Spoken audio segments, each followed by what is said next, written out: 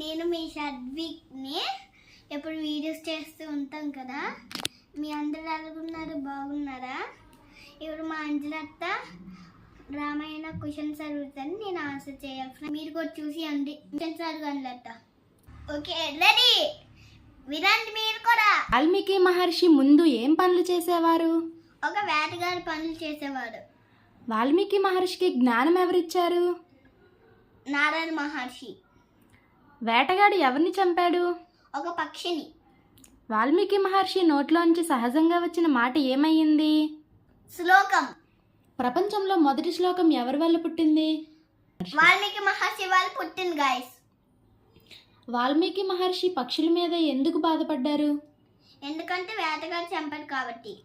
వాల్మీకి నోటి నుంచి వచ్చిన శ్లోకం విని ఎవరు ప్రత్యక్షమయ్యారు? బ్రహ్మదేవుడు. బ్రహ్మదేవుడు వాల్మీకి ఏ ఆజ్ఞ ఇచ్చారు? నువ్వు రామాయణ మొత్తం రాయు, ఒక కవిత్రం లాగా. రామాయణం ద్వారా మనం ఏం నేర్చుకోవాలి? సత్యం,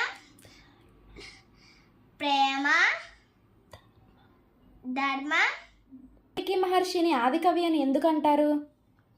ఎందుకంటే తనే ఒక మొదటి కవి కాబట్టి.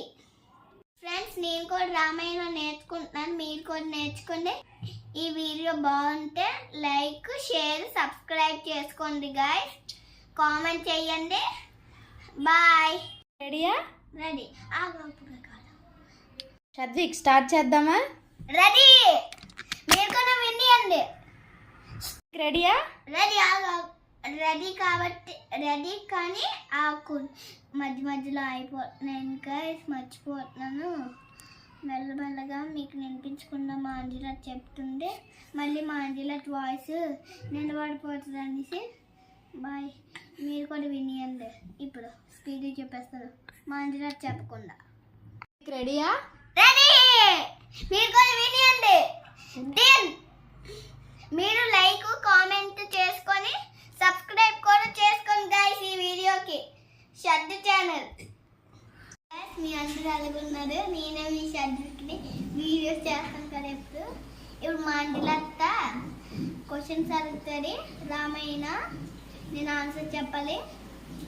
Ready, start.